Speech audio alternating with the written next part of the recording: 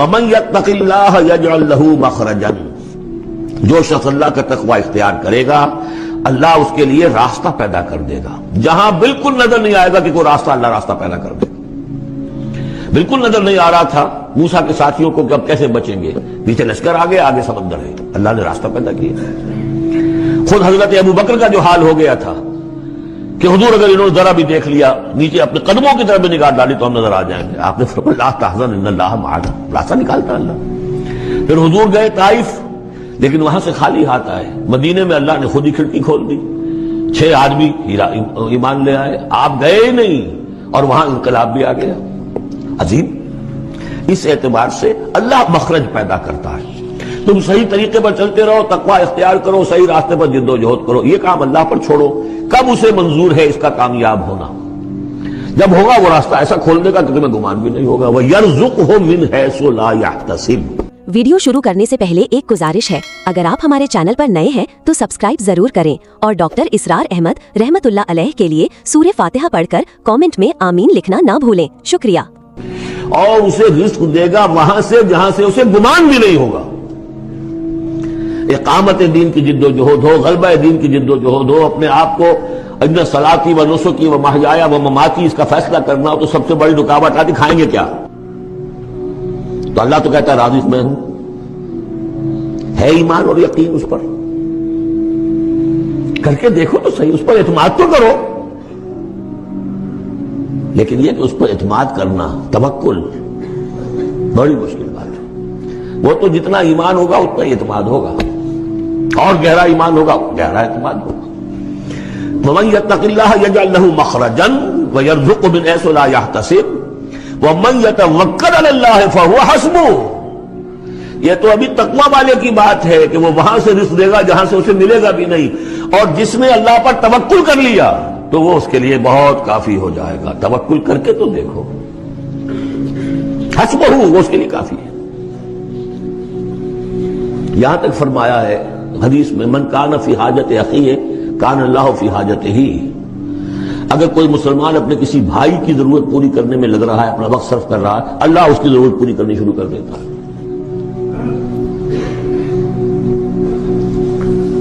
فکر ماں در کار ماں آزار ماں، کار ساز ماں بے فکر کار ماں، یہ فارسی شاعری کے اندر یہ دینی حقائق ہیں۔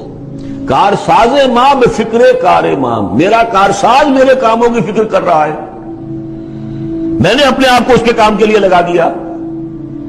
وہ دنیا میں بھی ذرا سا بھی کوئی شریف انسان ہوگا، آپ اس کے ہو جائیں وہ آپ کو چھوڑ دے گا پھر کہیں؟ شرافت ہو، مروت ہو اس میں، آپ اللہ کے بن کر تو دیکھیے، پھر وہ کارساز ہے۔ کارساز ماں بے فکر کار ماں، فکر ماں در کار ماں آزار ماں، جب میں اپنے معاملات کی فکر خود کرتا ہوں، کوئی نہ کوئی ٹھوکر کھاتا ہوں، کوئی نہ کوئی غلطی کرتا ہوں، آزار اپنے سر کے اوپر پیدا کر لیتا ہوں۔ اپنے آپ کو حوالے کرو، اس کا نام ہے تفویض الامر الی اللہ، افوض امری الی اللہ ان اللہ بصیر بالعباد۔ ان اللہ بالغ امرہ، اللہ تعالیٰ تو اپنا معاملہ تو پورا کر کے ہی رہتا ہے، وہ تو دین کو غالب کرنا ہے، کرنا ہی ہے۔ کون اس کے اندر نفع کما گیا، کون محروم رہ گیا، یہ ان کی قسمت ہے۔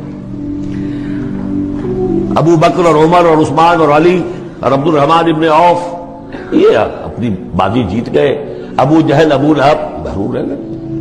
یہ تو اب ان کا معاملہ ہے، اللہ تو اپنی بات پوری کرا دے گا، اور اس دنیا کے ختم ہونے سے پہلے پہلے پورے کل ارضی پر اللہ کا دین غالب ہوگا، یہ ہونا ہے۔ دیکھنا یہ ہے کہ تم اس بہتی گنگا میں کو ہاتھ دھونے کو تیار ہو یا نہیں، یا تم محرومین کی فہرست میں اپنے آپ کو لانا چاہتے ہو۔ بس اپنا تن من دھن لگا دو اس کے اندر، تمہاری ہڈیوں کا چورا ہو کر بھی اس نئی تعمیر کی بنیادوں میں اگر لگ جائے تو بہت بڑی کامیابی ہے۔ قد جعل اللہ لکل شیء قدرا، بہت عمدہ مقام ہے، اللہ نے ہر چیز کے لیے ایک اندازہ مقرر کیا ہوا ہے، کب اللہ کی مدد آئے گی یہ بھی اس نے طے کیا ہوتا ہے۔ You have to qualify۔ ایک گزارش ہے، اگر آپ ہمارے چینل پر نئے ہیں تو سبسکرائب ضرور کریں اور ڈاکٹر اسرار احمد رحمت اللہ علیہ کے لیے سورہ فاتحہ پڑھ کر کامنٹ میں آمین لکھنا نہ بھولیں۔ شکریہ۔ پری کوالیفیکیشن کنڈیشنز ہیں، تب مدد آئے گی، نہیں آتی مدد۔ اپنا سب کچھ لگا دو، پھر کہو کہ اللہ میری 15 برس کی کمائی کل میدان میں میں نے وجود ڈالی ہوئی ہے، 15 برس کی کمائی، دن کی اور رات کی کوششیں ہیں میری، صبح اور شام کی کوششیں ہیں میری، 15 برس وہ میدان میں نے لا کے ڈال دی ہے۔ تب پکارو اللہ کو۔ اپنا مال بچا کے رکھنا ہے، اپنی مستقبل کو بھی بچانا ہے، اپنی اولاد کو بھی بچانا ہے، اور اللہ کا دین غالب ہو جائے، کہیں نام لکھا کے کسی جماعت میں شامل ہو کر بڑا تیر مار دیا، گویا کہ اللہ تعالیٰ تو جانتا ہی نہیں کتنی کنٹریبیوشن ہے، کتنا اثار ہے، کتنی قربانی ہے، کتنا وقت ہے، کتنی محنت ہے، اللہ جانتا ہے۔ باقی اس نے ہر چیز کا ایک اندازہ مقرر کیا ہوا ہے۔ اصل معجزہ کسے کہتے ہیں؟ جسے کوئی نبی چیلنج کے ساتھ پیش کرتا ہے کہ یہ ہے میری رسالت کا ثبوت، آؤ مقابلہ کر لو۔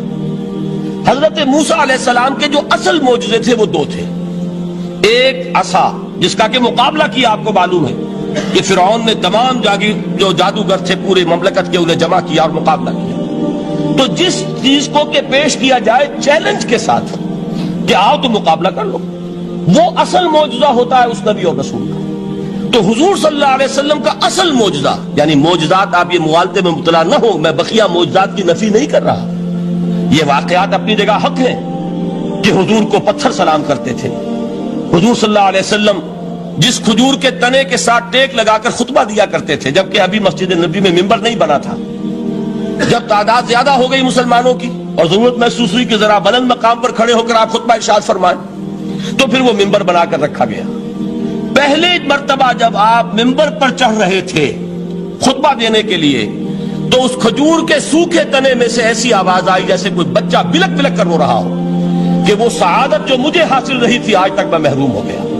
تو یہ انبیاء کا مقام ہے۔ مولانا روم نے اسی لیے کہا ہے کہ فلسفی کو منکر حنانہ است، از حواس انبیاء بیگانہ است۔ فلسفی اور عقلیت پرست انسان وہ تو حنانہ کا انکار کر دے گا، کیسے ممکن ہے سوکھا تنا اور اس کے اندر سے بچے کی طرح بلکنے کی آواز آئے، لیکن یہ اس لیے کہ وہ انبیاء کے خصوصی احوال جو ہے ان کو جانتا نہیں۔ اس قسم کے خرق عادت واقعات حضور کی زندگی میں بھی بے شمار ہوئے، لیکن حضور کا وہ معجزہ جس میں تحدی کے ساتھ چیلنج کے انداز میں کہا گیا کہ آؤ مقابلہ کر لو، وہ صرف اور صرف قرآن ہے۔ چنانچہ آپ سورہ بنی اسرائیل میں دیکھیں گے، قُلْ لَئِنِ اجْتَمَعَتِ الْإِنسُ وَالْجِنُّ عَلَىٰ أَن يَأْتُوا بِمِثْلِ هَٰذَا الْقُرْآنِ لَا يَأْتُونَ بِمِثْلِهِ وَلَوْ كَانَ بَعْضُهُمْ لِبَعْضٍ ظَهِيرًا۔ اے نبی چیلنج کر دیجئے، اگر تمام انسان اور تمام جن مل کر یہ چاہیں کہ اس قرآن جیسی کوئی تصنیف کر دیں، تو چاہے وہ ایک دوسرے کا کتنی بھی اس میں مدد کریں اور تعاون کریں، وہ ہرگز قرآن جیسی کتاب تصنیف نہیں کر سکتے۔ اس سے آگے بڑھ کر یہ بات کہی گئی، اچھا پورا قرآن نہیں لا سکتے، اس قرآن کی طرح کی 10 صورتیں ہی تصنیف کر لو۔ جب اس کا بھی جواب نہیں دیا گیا تو جسے کہتے ہیں برسبیل تنزل، اور پنجابی میں کہتا ہے کہ برے کو گھر تک پہنچانا، وہ برے کو گھر تک پہنچانے کے لیے فرمایا ایک صورت ہی بنا لاؤ۔ یہ سورہ ہود میں اور سورہ یونس میں یہ مضمون آیا، اور پھر سورہ بقرہ میں ہجرت کے بعد جو پہلی سورت نازل ہوئی اس میں پھر اس کو دوہرا دیا گیا، وَإِن كُنتُمْ فِي رَيْبٍ مِّمَّا نَزَّلْنَا عَلَىٰ عَبْدِنَا فَأْتُوا بِسُورَةٍ مِّن مِّثْلِهِ وَادْعُوا شُهَدَاءَكُم مِّن دُونِ اللَّهِ إِن كُنتُمْ صَادِقِينَ۔ کہ اگر تمہیں کوئی شک ہے اس کتاب کے بارے میں جو ہم نے نازل فرمائی ہے، شک کیا ہوگا؟ شک اسی بات میں ہوگا کہ شاید یہ محمد کا اپنا کلام ہے صلی اللہ علیہ وسلم، یا کوئی اور انسان ہے جو انہیں سکھا پڑھا رہا ہے۔ اگر تمہیں اس نوعیت کا کوئی شک ہے تو اس جیسی ایک سورت بنا لاؤ، فَأْتُوا بِسُورَةٍ مِّن مِّثْلِهِ۔ اور نوٹ کیجئے گا سورۃ العصر بھی سورت ہے، سورۃ الکوثر بھی سورت ہے، 3 آیات بھی اگر ایسی تم تصنیف کر کے لے آؤ تب تو تمہیں کچھ شک کرنے کا حق حاصل ہوگا، اور اگر نہیں کر سکتے تو جان لو فَإِن لَّمْ تَفْعَلُوا وَلَن تَفْعَلُوا۔ پھر اگر تم ایسا نہ کر سکو اور ہرگز نہیں کر سکو گے، ذرا چیلنج کا انداز دیکھیے کہ ہرگز نہیں کر سکو گے، فَاتَّقُوا النَّارَ الَّتِي وَقُودُهَا النَّاسُ وَالْحِجَارَةُ، ڈرو اس آگ سے جس کا ایندھن بنیں گے انسان اور پتھر۔ اب اس بات کو سمجھیے کہ تاریخی حقیقت ہے یہ، جس کا کوئی کافر انکار نہیں کر سکتا، کہ وہ کوئی شخص اس چیلنج کو قبول کرنے کی جرات نہیں کر سکا۔ اگر جھوٹ موٹ کو بھی کوئی کھڑا ہو جاتا اور کہتا کہ ٹھیک ہے میں نے یہ ایک صورت بنائی ہے اور میرا دعویٰ یہ ہے کہ یہ قرآن جیسی ہے، تو ایک کنٹروورسی تو پیدا ہو جاتی نا۔ کچھ لوگ چاہے کہتے کہ نہیں یہ قرآن کے سطح کی نہیں ہے، لیکن یہ کہ اس کا دعویٰ تو ہو جاتا۔ لیکن تاریخ یہ بتا رہی ہے کہ سرے سے کسی شخص نے اس کی جرات نہیں کی۔ اس درجے وہ قرآن سے مرعوب ہوئے تو حضور کا سب سے بڑا معجزہ جو آج تک زندہ ہے، اس کو ذہن میں رکھیے، میں نے جو حضرت موسیٰ حضرت عیسیٰ کے معجزات گنوائے ہیں وہ در حقیقت ان کی اپنی ذات کے ساتھ تھے۔ ید بیضا موسیٰ کے ساتھ تھا، عصا معجزہ اس وقت تھا جب موسیٰ کے ہاتھ میں تھا، اس کے بعد 250 برس تک وہ صندوق سکینہ جو ہے، تابوت سکینہ، اس میں وہ عصا رکھا رہا، لیکن اب وہ معجزہ نہیں تھا، وہ سوکھی لکڑی تھی، اس کے سوا کچھ نہیں۔ تو تمام انبیاء اور رسول کے معجزے ختم ہو گئے، وہ ان کی ذات کے ساتھ تھے۔ محمد الرسول اللہ کی رسالت دائمی ہے تا قیام قیامت، لہذا معجزہ بھی آپ کا دائمی ہے، وہ معجزہ آج بھی موجود ہے۔ البتہ میں ادھر ضرور توجہ دلاؤں گا کہ قرآن مجید کے اعجاز کے 3 پہلو ہیں۔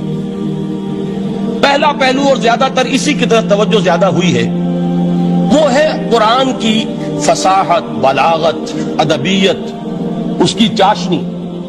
ظاہر بات ہے کہ اس کا شعور اور ادراک صرف عربوں کو ہو سکتا ہے، بلکہ میرے خیال میں ناراض نہ ہو اہل عرب تو آج کے عربوں کو بھی نہیں ہو سکتا۔ یہ اسی دور کے عرب، ان کی اپنی جو اس وقت کی زبان تھی، اس زبان میں فصحاء، بلغاء، شعراء، خطباء، ان کو اتنا ذوق تھا کہ وہ باقی پوری دنیا کو کہتے تھے یہ گونگے ہیں، بولنا ہمیں آتا ہے، خطیب ہم ہیں، شاعر ہم ہیں، خطبہ ہم دے سکتے ہیں، شعر ہم کہہ سکتے ہیں، باقی سب تو عجمی ہیں، گونگے ہیں، ان کے اندر نہ فصاحت ہے، نہ بلاغت ہے، نہ ان کے کلام میں چاشنی ہے، نہ اس کے اندر کوئی شکو ہے۔ یہ دعویٰ جنہیں تھا، جب ان کے منہ بند ہو گئے قرآن کو سننے کے بعد کہ اس کلام کا کوئی مقابلہ ممکن نہیں ہے، جو ان کے سبع معلقہ کے شعراء میں سے آخری شاعر وہ ایمان لے آئے، اس کے بعد جب ان سے کہا گیا کہ اب آپ شعر نہیں کہتے، حضرت عمر نے ایک مرتبہ ان سے سوال کیا کیا بات ہے، اب آپ نے شعر کہنے چھوڑ دیے؟ تو ان کا جواب یہ تھا، اب بعد القرآن، کیا اب قرآن کے بعد بھی اس کا امکان ہے کہ کوئی شخص اپنی فصاحت اور بلاغت کا کوئی اظہار کرنا چاہے؟ یہ تو فصاحت اور بلاغت کی ایک معراج ہے کہ جس تک کہ اب کسی انسان کی رسائی ممکن نہیں۔ تو فصاحت اور بلاغت جو ہے قرآن کے اور اس کی ادبیت، در حقیقت اس کا ادراک تو ہو سکتا ہے صرف اہل زبان کو۔ ہم لوگ جو ترجموں سے پڑھتے ہیں، چاہے کتنی ہی گرامر پڑھ لیں، کتنی صرف و نحو پڑھ لیں، واقعہ یہ ہے کہ وہ جو ایک ہوتا ہے نفس پر جب انگلی آتی ہے تو جو ایک آپ کو فیل ہوتی ہے، وہ فیل ہم جو عجمی لوگ ہیں جن کی مادری زبان عربی نہیں ہے، وہ قرآن مجید کی فصاحت اور بلاغت کو اس طور سے نہیں سمجھ سکتے جیسے کہ اہل زبان سمجھ سکتے ہیں، اور خاص طور پر جیسے کہ اس زمانے کے اہل زبان نے سمجھا۔ آج چونکہ عربی زبان ویسے تو جو اس کی فصیح لینگویج ہے وہ جو کی تو اپنی اصل پر قائم ہے، اور وہ اسی قرآن کے طفیل اور قرآن کے صدقے قائم ہے، ورنہ دنیا میں کوئی دوسری زبان نہیں ہے کہ جو 1500 برس تک اتنی پیور رہ جائے، اس میں تبدیلی آتی ہے۔ خود اردو جو ہے 300 برس کی اردو، دکن کی اردو، ذرا اس کو کبھی پڑھیے تو آپ حیران ہوں گے کہ یہ اردو زبان ہے اور آج کی اردو کوئی اور ہے۔ یہ صرف 200-250 برس کے اندر یہ انقلاب اردو میں ہو چکا ہے۔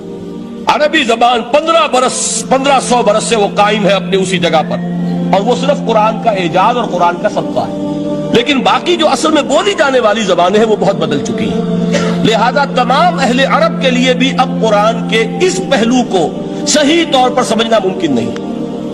قرآن کی جو اعجاز کے 2 پہلو ہیں وہ ہے در حقیقت جو میری اور آپ کی توجہ کے خاص طور پر در حقیقت حقدار ہیں، اور ہمیں ان کی طرف توجہ کرنی چاہیے۔ بدقسمتی سے اس کی طرف عام طور پر علماء نے توجہ نہیں کی، اس کی صرف ادبیت ہی کا چرچا ہوتا ہے۔ اصل میں قرآن مجید علم انسانی کی معراج، فکر، فلسفہ، حکمت، قرآن کی ابدی حکمت، قرآن کا ابدی فلسفہ، قرآن انسانی مسائل کا جو حل دیتا ہے، قرآن نے سوشل سائنسز میں جس طریقے سے رہنمائی کی ہے، یہ 2 پہلو ہیں اس کے اعجاز کے، جس کی کہ آج ہمیں ضرورت ہے کہ ہم اس کا شعور اور ادراک حاصل کریں۔ اس کے ضمن میں ساس طور پر علامہ اقبال کا نام لینا چاہتا ہوں۔ میرے نزدیک اس دور میں قرآن مجید کے اس اعجاز اور اس کے ایک معجزہ ہونے کے لیے سب سے بڑی دلیل علامہ اقبال کی شخصیت ہے۔ وجہ کیا ہے کہ علامہ اقبال علماء کے طبقے میں سے نہیں تھے۔ ظاہر بات ہے کہ جن کا پورا جو ہے، جن کی زندگی گزرتی ہو قال اللہ قال الرسول میں، ان کے دلوں میں عظمت قرآن کی، ان کے دلوں میں حضور کی محبت، یہ تو سمجھیے کہ ہونی ہی چاہیے، ان کے شب و روز اسی میں گزرتے ہیں۔ لیکن یہ کہ ایک ایسا شخص جس کی تعلیم ہے کالجوں کی، یونیورسٹیوں کی، جس میں مشرق اور مغرب کے فلسفے کھنگال ڈالے. وہ شخص، اور وہ بھی اس دور میں جبکہ ہم پر مغرب سے مروبیت بہت شدید تھی. آج تو وہ مروبیت بہت کم ہو چکی ہے. آج تو ہمارا عام نوجوان جو ہے وہ آنکھوں میں آنکھیں ڈال کر بات کرتا ہے، اس میں خود اعتمادی ہے. ہمارا بھی اپنا ایک معاشی نظام ہے، ہمارا اپنا ایک سیاسی نظام ہے، ہمارا ایک اپنا سماجی نظام ہے، ہماری اپنی سوشل ویلیوز ہیں. آج کا نوجوان الحمدللہ احیاء اسلام کی وہ جد و جہد جو ہے وہ مرحلہ در مرحلہ بہرحال آگے بڑھ رہی ہے. وقت لگے گا، لیکن یہ کہ اس میں یقیناً ترقی ہوئی ہے.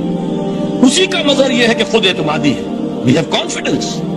ہم جانتے ہیں کہ اسلام ایک دین ہے، مکمل دین ہے، اس کے پاس زندگی کے تمام مسائل کا حل ہے. لیکن یہ ہے آج 1985 کی بات. علامہ اقبال اس صدی کے آغاز میں گئے ہیں یورپ، جبکہ ہم محکوم تھے انگریز کے. ایک حاکم قوم کے ہاں جا کر، اس سے مروبیت کتنی شدید اس وقت تھی. جو جاتا تھا اکثر و بیشتر جو ہے واپس آتا تھا تو کھڑے ہو کر پیشاب کرنا ضروری سمجھتا تھا، اس لیے کہ اس نے وہاں پر لوگوں کو یہی کرتے دیکھا.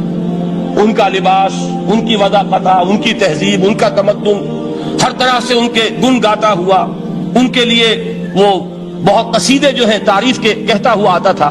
لیکن ایک علامہ اقبال کی شخصیت وہ ہے کہ وہ یہ خود کہتے ہیں کہ میں اس آگ میں ڈالا گیا ہوں مثل خلیل. مغربی تہذیب کے اس الاؤ میں مجھے اس طرح ڈالا اللہ نے جیسے کہ حضرت ابراہیم کو آگ میں ڈلوایا. میں اس تہذیب کے اس الاؤ کے اندر سے ہو کر آ رہا ہوں. ایک گزارش ہے، اگر آپ ہمارے چینل پر نئے ہیں تو سبسکرائب ضرور کریں اور ڈاکٹر اسرار احمد رحمت اللہ علیہ کے لیے سورہ فاتحہ پڑھ کر کامنٹ میں آمین لکھنا نہ بھولیں. شکریہ. اور میں نے یہ دیکھ لیا ہے کہ یہ تہذیب کھوکھلی ہے، اس کے اندر کوئی پائیداری نہیں ہے. نظر کو خیرہ کرتی ہے تب چمک تہذیب حاضر کی، یہ سنائی مگر جھوٹے نگوں کی ریزہ کاری ہے. اور دیار مغرب کے رہنے والوں، خدا کی بستی دکان نہیں ہے. کھڑا جسے تم سمجھ رہے ہو وہ اب ذرے کا معیار ہوگا. تمہاری تہذیب اپنے خنجر سے آپ ہی خودکشی کرے گی. جو شاخ نازک پہ آشیانہ بنے گا ناپائیدار ہوگا. اب آپ اندازہ کیجئے وہ شخص جو بنیادی طور پر فلسفی ہے، فلسفے کا طالب علم، وہ جرمنی اور انگلستان میں جا کر فلسفے کھنگالنے کے بعد اسے اگر تسکین حاصل ہوئی، اس کی جو علم کی پیاس تھی اگر اسے سیری حاصل ہوئی تو صرف قرآن کے ذریعے سے. نہ کہیں جہاں میں اما ملی، جو اما ملی تو کہاں ملی میرے جرم خانہ خراب کو تیرے عفو بندہ نواز میں. یہ وہ شخص ہے آخری زندگی میں ان کا کام صرف ایک رہ گیا تھا، قرآن کی تلاوت. بڑے بڑے فلسفی ملنے آتے تھے علامہ اقبال سے ملنے، وہ سمجھتے تھے بڑی لائبریری ہوگی. جیسے بڑے وکیل، اس کی لائبریری آپ کو معلوم ہے کتنی جلدیں رکھی ہوگی، خوبصورت جلدیں بنی ہوئی، ایسے ہی کوئی بڑا فلسفی، بڑا پروفیسر، اس کی سٹڈی، اس کی کتابیں بڑی مروب کن ہونی چاہیے. لیکن علامہ اقبال کے ہاں سب کتابیں اٹھوا دی تھی انہوں نے، صرف ایک کتاب رہ گئی. اور سید نذیر نیازی کا نام آپ نے سنا ہوگا. انہوں نے جب یہ گواہی دی ہے، یہ واقعہ شاید آپ کے علم میں نہ آیا ہو، یہ بہت اہم واقعہ ہے. وہ یہ لکھتے ہیں کہ میں نے ایک مرتبہ علامہ سے پوچھا کہ کچھ لوگ اعتراض کرتے ہیں یا یہ خیال ظاہر کرتے ہیں کہ آپ نے اپنا فلسفہ خودی نیٹشے سے لیا ہے، کوئی کہتا فلاں سے لیا ہے، کوئی کہتا فلاں سے لیا ہے. کچھ آپ خود بتا سکیں گے کہ آپ کے فلسفہ خودی کی سورس کیا ہے؟ تو علامہ نے کہا کہ اچھا کل فلاں وقت آ جانا تو میں تمہیں لکھوا دوں گا، ڈکٹیٹ کرا دوں. تو سید نذیر نیازی کہتے ہیں کہ میں بہت خوش ہوا کہ یہ سعادت میرے حصے میں آ رہی ہے کہ علامہ اقبال خود مجھے تحریر کرائیں گے کہ میرے فلسفے کی سورس کیا ہے، میں نے کہاں سے اخذ کیا ہے. دوسرے روز وہ گئے، حاضر ہوئے، بڑے ہی ارمانوں کے ساتھ پینسل اور کاپی لے کر بیٹھے. علامہ نے فرمایا ذرا قرآن مجید نکال لاؤ. وہ قرآن مجید لائے، حیران ہوئے، یہ فلسفے کا سورس مجھے ڈکٹیٹ کرانے چلے تھے، یہ قرآن مجید کہہ رہے. کہا کہ ذرا سورۃ الحشر اس کا آخری رکوع، وَلَا تَكُونُوا كَالَّذِينَ نَسُوا اللَّهَ فَأَنسَاهُمْ أَنفُسَهُمْ أُولَٰئِكَ هُمُ الْفَاسِقُونَ. اے لوگوں، ان لوگوں کے مانند نہ ہو جانا جنہوں نے اللہ کو بھلا دیا تو اللہ نے انہیں اپنی خودی سے غافل کر دیا، اپنے آپ سے بیگانہ بنا دیا. یہی ہے لوگ جو فاسق ہیں. علامہ نے کہا میرے فلسفے کی سورس یہ میں آپ کو بتانا چاہتا ہوں. اس معنی میں کہتا ہوں کہ اس دور میں علامہ اقبال کی شخصیت کو میں اعجاز قرآن کا سب سے بڑا مظہر سمجھتا ہوں. ایک شخص 20ویں صدی عیسوی کی شخصیت، اور پھر یہ کہ وہ کہیں مسجد اور کسی مدرسے کے ماحول میں پلا بڑھا نہیں ہے، بلکہ اسکولوں اور کالجوں میں اور یونیورسٹیوں میں، اور صرف ہندوستان میں نہیں، انگلستان اور جرمنی کی یونیورسٹیوں میں رہا، جس نے اپنا لوہا منوایا ہے، وہ شخص اگر یہ کہتا ہے کہ میرے لیے فکر کی بنیاد، میرے فلسفے کی سورس، میری تمام سوچ کی رہنمائی جو ہے وہ اس کتاب نے کی ہے، تو معلوم ہوا کہ واقعتاً یہ قرآن مجید آج بھی معجزہ ہے۔ یہ بات تو ہوئی فلسفے اور فکر کے اعتبار سے۔ دوسرا پہلو جو اپلائیڈ پہلو ہے، اس دور کے اعتبار سے وہ اہم تر ہو گیا ہے۔ انسان کے لیے جو پیچیدہ تمدنی مسائل ہیں، سیاسی مسائل کو کیسے حل کیا جائے، معاشی مسائل کا حل کیسے ہو، سماج میں توازن کیسے ہو، مرد اور عورت کے درمیان توازن کیسے ہو، ہوتا کیا ہے، یا عورت بھیڑ بکری کی طرح کی ملکیت بن جاتی ہے۔ ہمارے ہاں اردو میں جو اس کا محاورہ ہے کہ جوتی کی نوک، یہ اس کی حیثیت ہو جائے گی، یا دوسری طرف عورت کلوپیٹرا بن کر قوموں کی قسمتوں سے کھیلے گی۔ دنیا میں یہ دو انتہائیں ہوئی، کہاں نقطہ عدل کہاں ہے، کیسے بیلنس جو ہے اسٹرائک کیا جائے، مردوں کے حقوق اور فرائض اور خواتین کے حقوق اور فرائض، اس میں صحیح ترین ایکویشن ہے کیا؟ اسی طریقے سے فرد اور اجتماع، فرد اور ریاست، یا تو یہ کہ انسان کی انفرادی آزادی اتنی جا رہی ہے، مادر پدر آزاد، جس کا مظہر یہ ہے کہ آج انگلستان میں دو مرد بھی میاں اور بیوی کی حیثیت سے رہ سکتے ہیں، قانون تسلیم کرے گا ہسبینڈ اینڈ وائف، ان کو وہی حقوق حاصل ہوں، یہ ہے وہ آزادی۔ اور یا پھر یہ ہے کہ جو روس میں ہے یا دوسرے ممالک میں ہے کہ آزادی بالکل ختم، اور معلوم ہوا کہ ایک ٹوٹلیٹیرین سوسائٹی ہے، مستبدانہ نظام ہے۔ ان کے درمیان نقطہ عدل کہاں ہے؟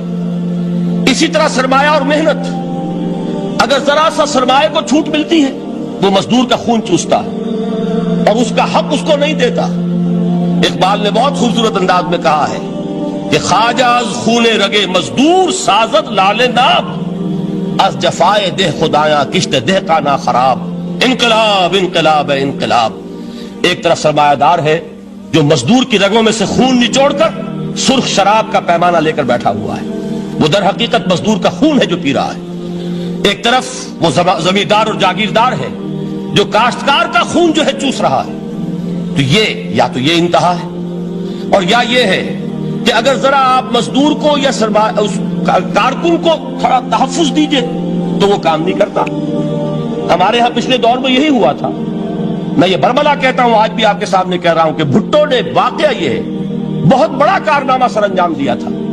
اس نے مزدور کو ایک سیلف ریسپیکٹ دی تھی، کاشتکار کو اپنی عزت کا احساس دیا تھا کہ میں بھی انسان، میرے بھی حقوق ہیں، لیکن نتیجہ اس کا نیگیٹو نکلا۔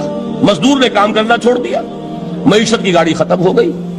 وہ چیز کہ جو متوازن ہو، جس میں مزدور کو اس کا حق مل رہا ہو اور پسینہ خشک ہونے سے پہلے اس کی جائز مزدوری اس کو مل گئی ہو، جس میں کہ انسان کسی سرمایہ دار کی رعیت بن کر نہ رہ جائے۔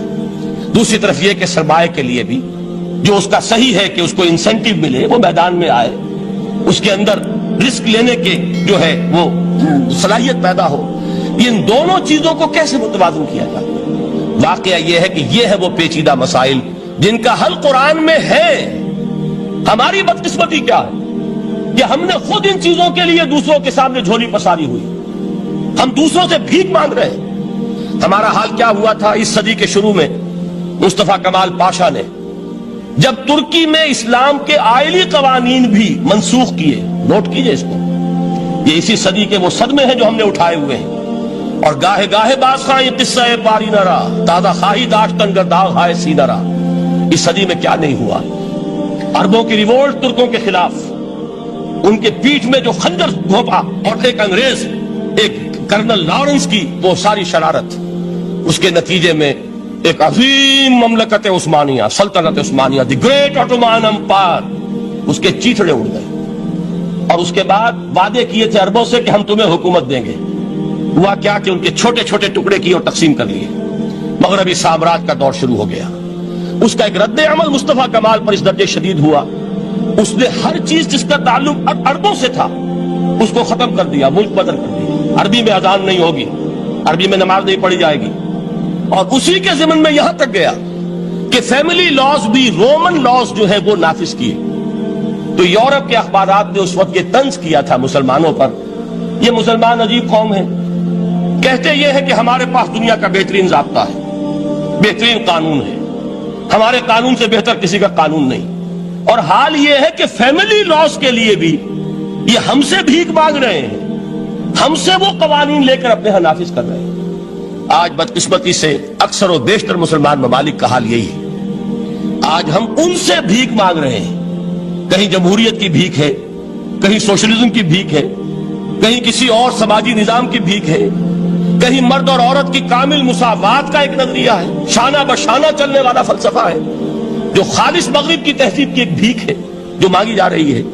کاش کہ آج قرآن کے اس اصل اعجاز کی طرف، جو اس کا اصل معجزہ اس دور کے لیے، میں نے عرض کیا کہ اعجاز قرآنی کا وہ معجزہ کہ وہ فصاحت اور بلاغت کی معراج ہے، وہ یا تو اپریشیٹ کر سکتے اہل عرب، اور اہل عرب میں سے بھی حقیقت میں وہ جو قدیم جاہلی شاعری کے جاننے والے ہیں جو بہت کم رہ گئے اب، وہ جان سکتے ہیں کہ جب قرآن نازل ہوا تو کیوں زبانیں گنگ ہو گئی تھی، کیوں کوئی ایک شخص جھوٹ موٹ کو بھی مدعی بن کر نہیں آ سکا کہ یہ میں نے قرآن کی جیسی ایک کتاب یا قرآن جیسی ایک سورت یا قرآن کی طرح کے چند جملے میں نے موضوع کر دیے ہیں۔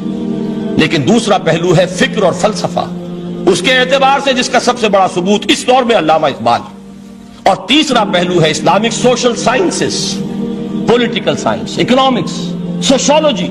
اس میں جو کچھ قرآن نے دیا ہے، جو آج بھی انسان کی رہنمائی کے لیے بہترین نظام ہے، اس نظام کو ہم سمجھے، اسے دنیا کے سامنے پیش کریں، تب در حقیقت قرآن مجید کا اعجاز سامنے آئے۔ یہ دو پہلو تو میں نے وہ عرض کیے ہیں کہ جو کسی غیر مسلم کو بھی نظر آئیں گے۔ قرآن کا پریزروڈ ہونا، اس کی انٹیگریٹی، اوتھینٹسٹی، یہ چیزیں وہ ہے کہ جو سب نے مانی۔ قرآن کے ذریعے تاریخ انسانی کا عظیم ترین انقلاب برپا ہونا، یہ وہ بات ہے کہ جو کسی اندھے کو بھی دیکھنی پڑتی ہے۔ اس حقیقت کا اعتراف دشمن کو بھی کرنا پڑتا۔ میں یاد دلا دوں آپ کو، ایچ جی ویلز، آپ نے نام سنا ہوگا، سائنٹیفک فکشن میں اس کا بڑا اونچا مقام ہے، لیکن اس نے تاریخ نسل انسانی پر بھی دو کتابیں لکھی، a short history of the world اور a concise history of the world. Concise history of the world میں وہ شخص حضور کے ذکر پر جب آتا ہے تو میں صرف ذکر کر رہا ہوں، نقل کفر نہ باشد، اس نے حضور کی شخصیت پر بڑے رقیق حملے کیے ہیں، بڑے گھٹیا حملے کیے ہیں۔ حضور کی خاص طور پر تعدد ازدواج کا جو معاملہ ہے، یہ کڑوی گولی ان کے حلق سے اتر نہیں سکتی، اس لیے کہ ان کا آئیڈیل ہے حضرت مسیح اور حضرت یحییٰ، جان دی بیپٹسٹ اینڈ جیسس آف نازارتھ۔ ان دونوں نے ایک شادی بھی نہیں کی، تجرد کی زندگی بسر کی، لہذا ایک شادی بھی ان کے نزدیک گھٹیا فعل ہے۔ تو حضور نے تو کی ہیں 11 شادیاں، 11 نکاح کے۔ یہ جو کڑوی گولی ہے یہ ان کے حلق سے نیچے نہیں اترتی، اس لیے میں انہیں معذور سمجھتا ہوں۔ تو اس نے اس پہلو سے تو بڑے حملے کیے، لیکن خطبہ حجۃ الوداع کے وہ جملے جو ہے تاریخی، پورے کے پورے اس نے کوٹ کیے، لا فضل لعربی علی عجمی ولا لعجمی علی عربی ولا لأحمر على اسود ولا لأسود على احمر الا بالتقوى كلكم بنو آدم وآدم من تراب۔ کسی عرب کو کسی عجمی پر کوئی فضیلت نہیں، کسی عجمی کو کسی عرب پر کوئی فضیلت نہیں، کسی گورے کو کسی کالے پر کوئی فضیلت نہیں، کسی کالے کو کسی گورے پر کوئی فضیلت نہیں سوائے تقوی کے۔ تم سب کے سب آدم کی اولاد ہو اور آدم مٹی سے بنائے گئے تھے۔ یہ الفاظ لکھ کر کہتا ہے کہ جہاں تک human fraternity, equality and freedom, 3 الفاظ نوٹ کیجئے، انسانی حریت، انسانی مساوات، انسانی اخوت، کہتا ہے جہاں تک ان 3 چیزوں کے واز ہیں، سرمنز کا تعلق ہے، وہ تو دنیا میں پہلے بھی بہت کہے گئے۔ عیسائی ہونے کے باوجود خاص طور پر نام لیتا ہے جیسس آف نازارتھ۔ سرمنز تو حضرت مسیح کے ہاں بھی بہت مل جائیں گے کہ تمام انسان برابر ہیں، سب کو بھائی بھائی ہونا چاہیے، سب انسان آزاد ہیں، تمیز بندہ و آقا فساد آدمیت ہے۔ لیکن وہ کہتا ہے کہ یہ ماننا پڑتا ہے تاریخ انسانی میں پہلی مرتبہ ان اصولوں پر ایک انسانی معاشرہ قائم کیا محمد نے صلی اللہ علیہ وسلم۔ یعنی حضور کے ساتھ یہ معاملہ ایمپٹی سلوگنز کا نہیں ہے، یہ صرف واز نہیں ہے، یہ صرف سرمنز نہیں ہے، یہ ایمپٹی سلوگنز نہیں ہے۔ He translated these things into actuality۔ ایک حقیقت، ایک واقعہ کی شکل دی ہے محمد نے صلی اللہ علیہ وسلم۔ وہ معاشرہ پیدا کیا جس میں انسانی اخوت، انسانی مساوات اور انسانی حریت، یہ تینوں اقدار میں تمام و کمال موجود تھی۔ یہی وجہ ہے اس صدی میں نوٹ کیجئے गांधी जी, मोहनदास करमचंद गांधी, जिसको आज पूरी दुनिया में तस्लीम किया जाता है, आलम अरब में भी महात्मा गांधी की बड़ी इज्जत है। पंडित नेहरू का किसी जमाने में इस्तकबाल हुआ था रियाज में, तो हमें बहुत गुस्सा आया था कि मरहमम बि रसूल सलाम, welcome to the profit of peace, ये अल्फाज थे कि जिनसे पंडित नेहरू का इस्तकबाल हुआ था। गुस्सा हमें बहुत आया, ये रसूल का लफ्ज इस्तेमाल कर दिया इन्होंने। बाद में हमने सोचा भाई रसूल के मानी उनके यहाँ एलची के हैं, तो उन्होंने इसको अपनी जो भी गलती में समझा या सही समझा, इसको छोड़ दीजिए, मैं कुछ सियासी गुफ्तगू नहीं करना चाहता। उन्होंने समझा कि यह शख्स इस वक्त अमन का पैगाम्बर है, लिहाजा उसको वेलकम किया। बहरहाल गांधी जी का जहां तक मामला है, आपके इल्म में है कि पूरी दुनिया में उस शख्स की अजमत को तस्लीम किया गया है। हमारा मामला, हिंदुस्तानी मुसलमानों का मामला, ये दूसरा है। वो तो आपको मालूम है कि जूता जिसे काटता है उसे पता चलता है कि ये जूती काट रही है, वरना देखने वाले को पता चलेगा बड़ा खूबसूरत जूता है, बड़ा उम्दा जूता है, कोई इसमें खराबी नहीं है, लेकिन जिसे वो पिंच कर रही है उसे पता है कि ये है क्या। इस एतबार से हमारा मामला अलग है, लेकिन दुनिया को बहुत खूबसूरत और बहुत ही आला और बहुत ही ऊंची शख्सियत एक नजर आती है। बहरहाल एक पहलू से यकीनन मानना पड़ेगा उसकी अजमत को, कि हिंदू कौम के लिए और हिंदुस्तान के लिए, उसकी आजादी के लिए जो अजीम जद्दोजहद की है, इसमें कोई शक नहीं। मैं इस वक्त जो बात अर्ज करना चाहता हूं कि 1937 का तसव्वुर कीजिए। 1937 में आपको मालूम है 1935 में कानून बना था और पहली मर्तबा इलेक्शंस हुए थे बर्रे सगीर में 1937, और वो हुए थे सूबाई इलेक्शंस। उनके नतीजे में वजारतें कायम हुई। मुस्लिम लीग ने बॉयकॉट किया था इलेक्शन को, लिहाजा पूरे हिंदुस्तान में तमाम सूबों में कांग्रेस के वज़रा की वजारतें बनी। हरिजन अखबार में एक मकाला लिखा था गांधी जी ने उस वक्त, जिसमें कि उन कांग्रेसी वज़रा के सामने नसीहत के अंदाज में ये बात रखी थी कि आज जबकि आप लोगों को इख्तियार मिल रहा है और हुकूमत, ये पहली इंस्टॉलमेंट थी जो अंग्रेजों ने दी थी हमें, सेल्फ रूल या होम रूल की पहली इंस्टॉलमेंट थी, तो जो भी तुम्हें इख्तियारात मिल रहे हैं, इसमें मैं तुम्हारे सामने हजरत अबू बकर और हजरत उमर की मिसाल रखता हूं। ये है वो बात कि जादू वो जो सर चढ़ कर बोले।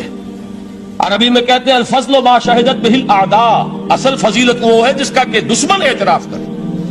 महात्मा गांधी अगर एतराफ कर रहा है कि तारीख इंसानी की अजीम तरीन शख्सियतें हुकूमत की सतह पर वो अबू बकर और उमर हैं, तो अबू बकर और उमर किस दरख्त के फल हैं?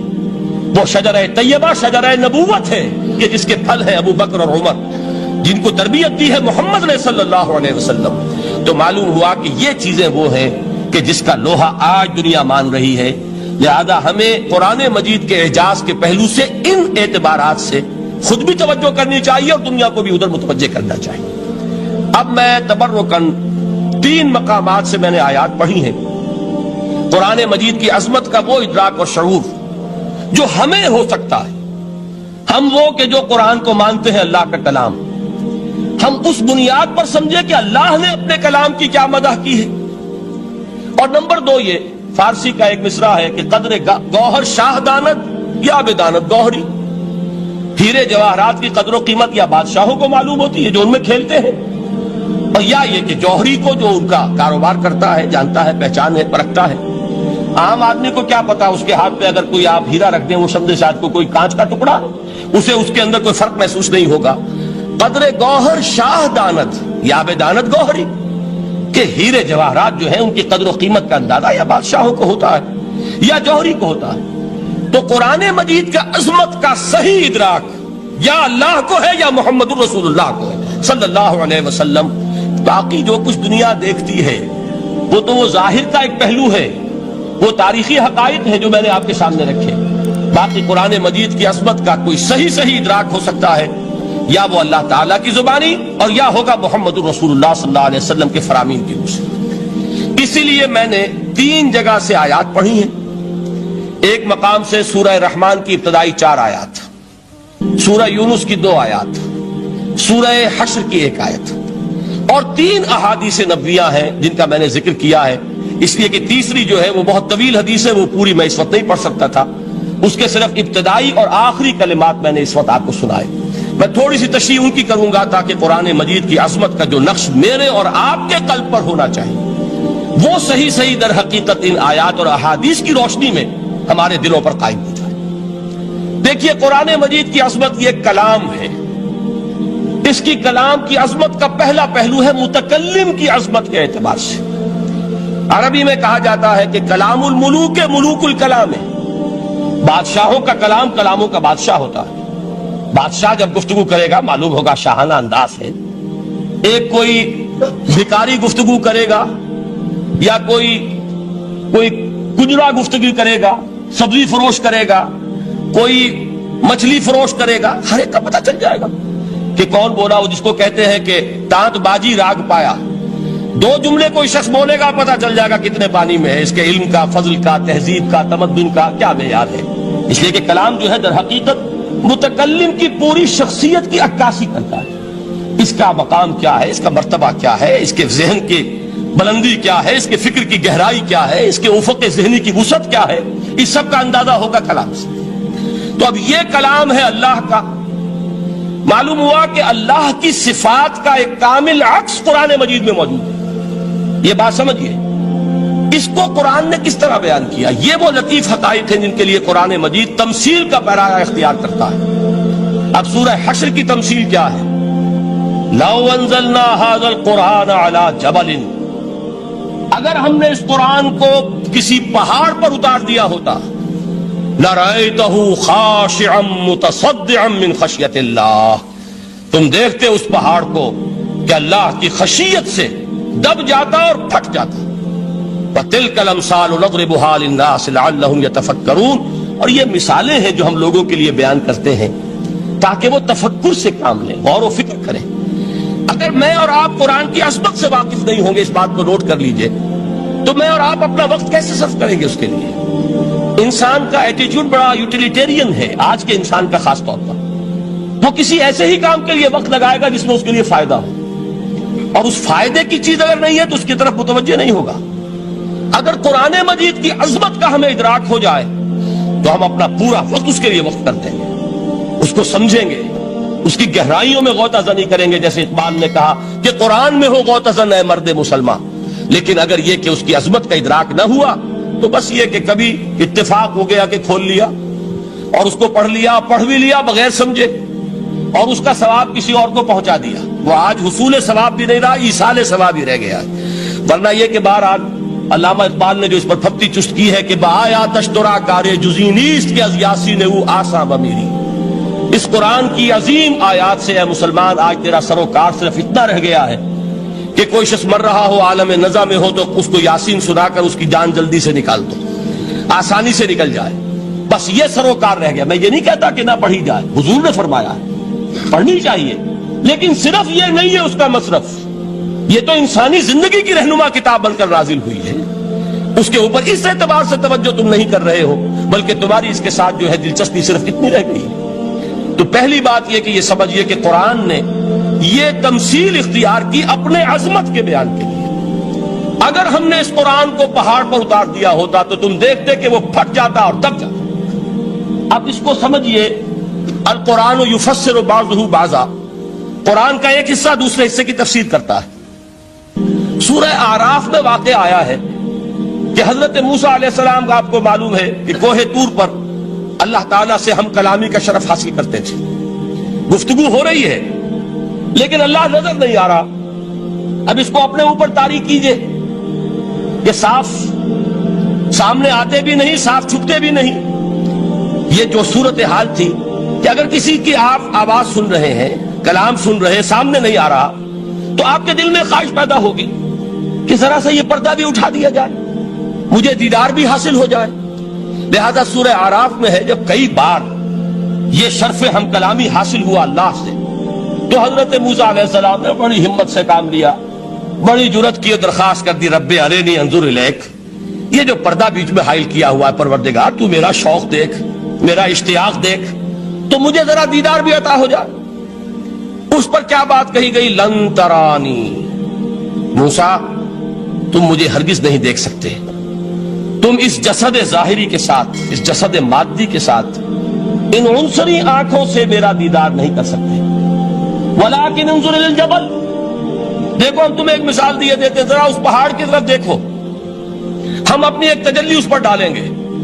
فَإِنِ اسْتَقَرَّ مَكَانَهُ فَسَوْفَ تَرَانِي, اگر وہ پہاڑ ہماری تجلی کو جھیل جائے، تحمل کر لے، تو تم بھی سوچنا کہ شاید ہمیں دیکھ سکو۔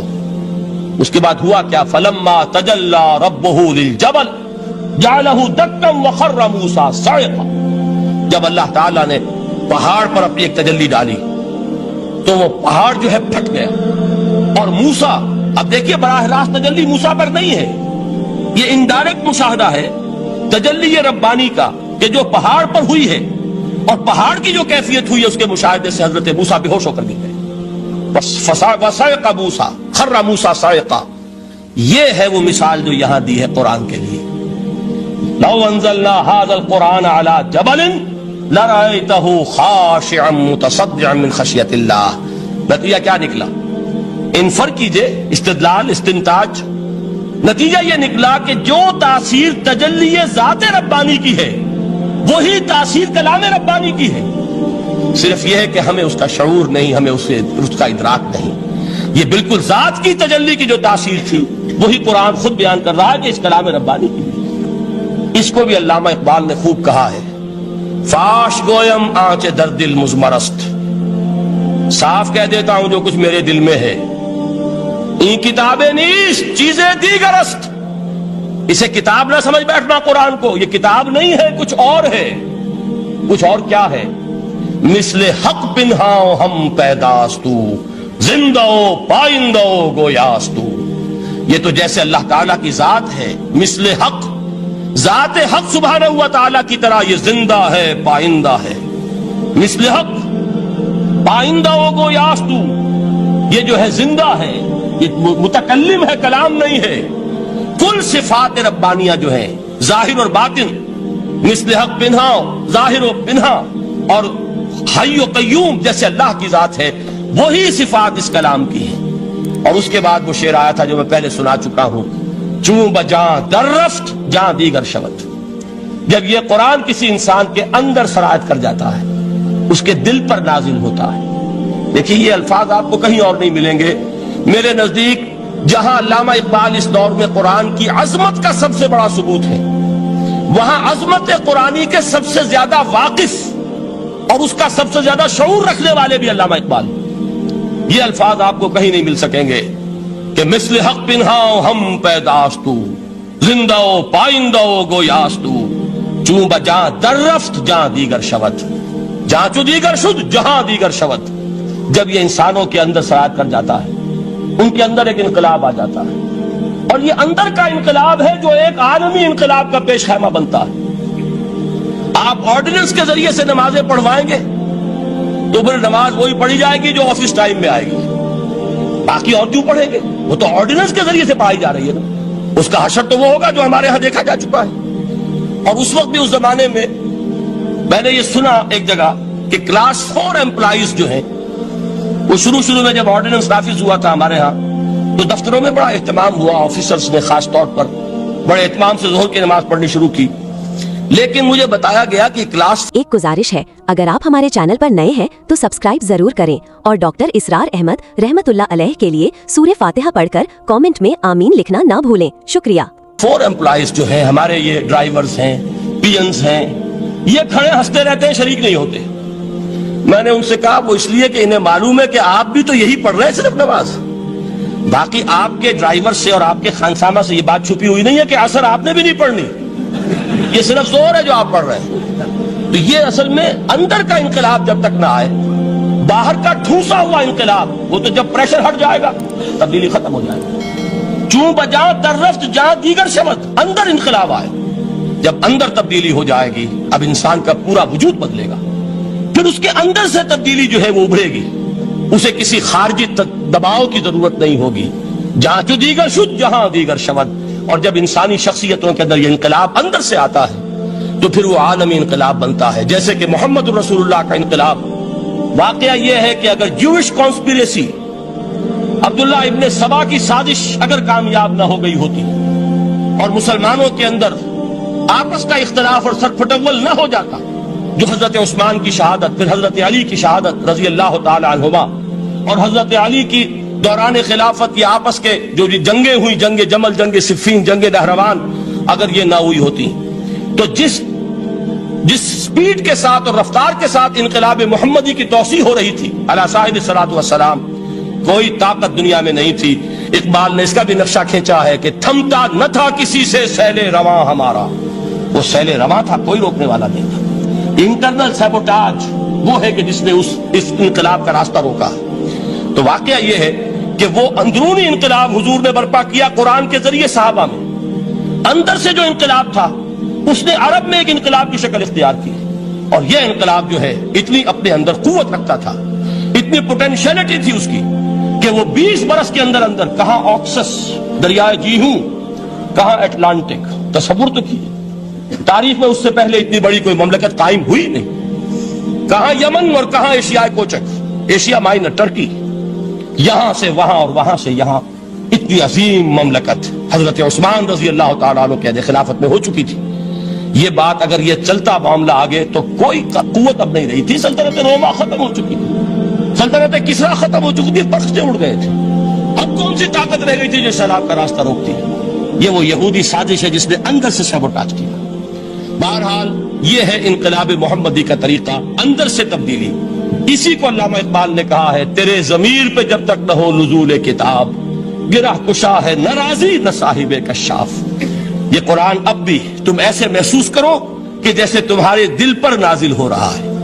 اور مجھے یاد آیا امام ابن قیم رحمۃ اللہ علیہ، ان کا ایک بڑا پیارا جملہ ہے، وہ کہتے ہیں قرآن کے بعض پڑھنے والے ایسے ہیں کہ جب وہ قرآن کو پڑھتے ہیں تو یوں محسوس کرتے ہیں کہ قرآن مصحف میں لکھا ہوا نہیں ہے، ان کے اپنے دل کے اوپر کندہ ہے، دل کے اوپر سے پڑھ رہے ہیں، یعنی اتنی کامل مطابقت وہ محسوس کرتے ہیں، اپنی فطرت، ہیومن نیچر اور قرآن کے اندر اتنی مطابقت ہے، اس طرح وہ ٹیلی کرتے ہیں ایک دوسرے کے ساتھ کہ محسوس ہوتا ہے کہ وہ کتاب ان صفحات میں لکھی ہوئی نہیں ہے بلکہ لوح قلب پر لکھی ہوئی ہے کہ جہاں سے وہ انسان اسے پڑھ رہا۔ تو پہلی بات تو قرآن مجید کی آیت کے حوالے سے اس پہلو سے ہمارے سامنے آئی کہ جو تاثیر ہے ذات ربانی کی تجلی کی، وہی تاثیر ہے اس قرآن مجید کی، بشرطے کہ ہمارے دل جو ہیں وہ کچھ اپنے اندر اس استعداد اور صلاحیت کو پیدا کر لیں۔ دوسرا مقام ہے سورہ یونس کا۔ اب کسی کلام کی عظمت کا دوسرا پہلو ہو سکتا ہے اس کی افادیت کے اعتبار سے، اس سے فائدہ کیا ہوگا نوع انسانی کے لیے۔ دیکھیے 2 آیات، یہ عظیم خزانے ہیں عظمت قرآن کے۔ سورہ یونس میں یا ایھا الناس، اے لوگو، قد جاءتکم موعظۃ من ربکم وشفاء لما فی الصدور وہدی ورحمۃ للمؤمنین۔ 4 الفاظ نوٹ کر لیجئے۔ اے لوگو، آ گئی ہے تمہارے پاس وہ چیز تمہارے رب کی طرف سے جو موعظہ ہے۔ موعظہ کسے کہتے ہیں؟ نصیحت۔ اس بات کو ذرا سمجھ لیجئے، ترتیب کیا ہے۔ نصیحت اسے کہتے ہیں، جی رہا نہیں جا رہا، میں نے اس کی ترتیب بدلی ہوئی ہے۔ مجھے یاد دلایا ایک صاحب نے کہ سورہ رحمان کی ابتدائی آیات کا بیان تو رہ گیا، وہ رہا نہیں، میں نے پڑھا کسی اور ترتیب سے تھا، بیان کسی اور ترتیب سے کر رہا ہوں۔ پڑھنے میں 4، 2 اور 1، اور اب جو میں بیان کر رہا ہوں پہلے 1 آیت سورہ حشر کی جو بیان کی، اب 2 آیات ہیں سورہ یونس کی۔ لوگوں، تمہارے پاس آ گئی ہے تمہارے رب کی طرف سے موعظت، اور تمہارے سینوں کے اندر جو روگ ہیں ان کے لیے علاج۔ توجہ کیجئے گا، ہم نے قرآن کو کیا سمجھا ہے؟ صرف ایک مقدس کتاب، ایک حصول ثواب یا ایصال ثواب کا آلہ۔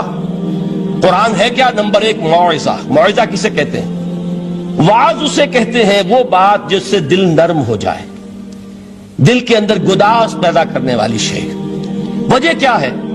اعلیٰ سے اعلیٰ حکیمانہ بات کسی سے کہی جائے، دل سخت ہے، اثر نہیں ہوگا، ایک کرسٹ آ جاتا ہے انسان کے دل کے اوپر۔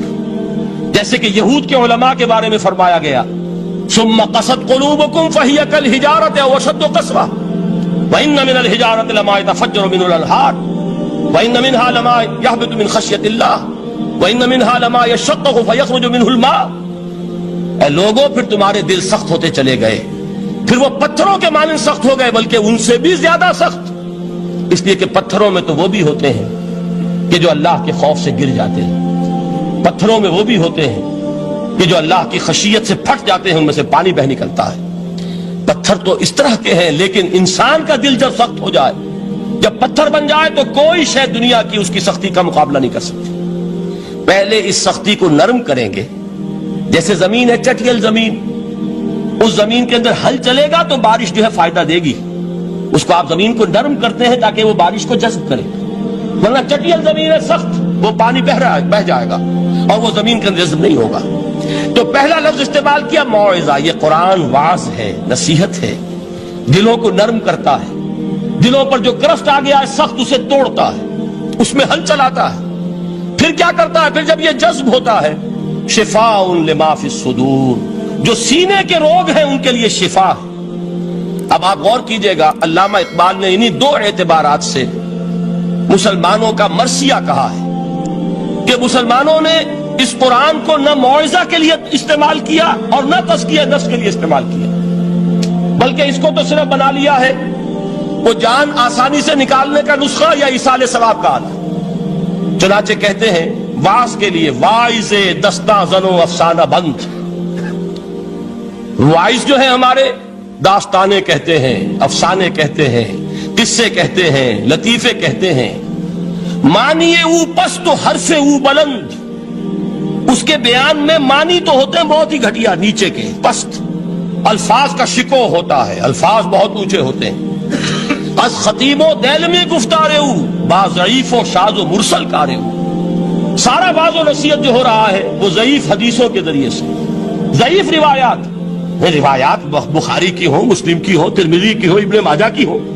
کہاں خطیب بغدادی اور دیلمی، وہ کتابیں کہ جن کی کوئی سند نہیں ہے، وہاں کی روایات کے ذریعے سے لوگوں کو تذکیر کرنے کی کوشش کر رہے ہیں۔ با ضعیف و شاذ و مرسل کارے او، ضعیف روایات، شاذ روایات، مرسل روایات جن کا سلسلہ روایت محمد الرسول اللہ تک متصل نہیں ہے، اس کے ذریعے سے کر رہے ہیں، حالانکہ موعظہ، سب سے بڑا موعظہ یہ قرآن تھا۔ قرآن کہتا ہے خود فذکر بالقرآن من یخاف وعید، اے محمد صلی اللہ علیہ وسلم آپ اس قرآن کے ذریعے نصیحت کیجئے، یہ قرآن ہے جو دلوں کی سختی کو ختم کرے گا، گداز پیدا کرے گا۔ دوسری طرف علامہ اقبال کیا کہتے ہیں کہ جہاں تک ہمارے ہاں جو بھی تصوف کے معروف حلقے ہیں، صوفیاء حق کی بات نہیں کہہ رہا، وہاں قوالی ہو رہی ہوگی تو حال آ جائے گا، صوفی پشمینہ پوشے حال مست، از شراب نغمہ قوال مست، قوال سے جو کچھ مل رہا ہے، حال آ رہا ہے، مستی آ رہی ہے، کیف اور سرور حاصل ہو گیا ہے، صوفی پشمینہ پوش حال مست، از شراب نغمہ قوال مست۔ لیکن یہ کہ اس کی محفل میں درنمی سعادت بقرآن محفلش، اس کی محفل میں قرآن کا کہیں گزر نہیں ہے، جبکہ محمد الرسول اللہ صلی اللہ علیہ وسلم کی بھی ایک محفل ہوتی تھی، محفل سماع۔ وہ محفل سماع کیا تھی؟ حضور صحابہ سے فرمائش کر کر کے قرآن سنتے تھے۔ حضرت عبداللہ ابن مسعود رضی اللہ تعالیٰ عنہ کی روایت موجود ہے کہ مجھے ایک مرتبہ حکم دیا حضور نے کہ قرآن سناؤ۔ میں نے عرض کیا حضور آپ کو سناؤں؟ آپ پر تو نازل ہوا ہے۔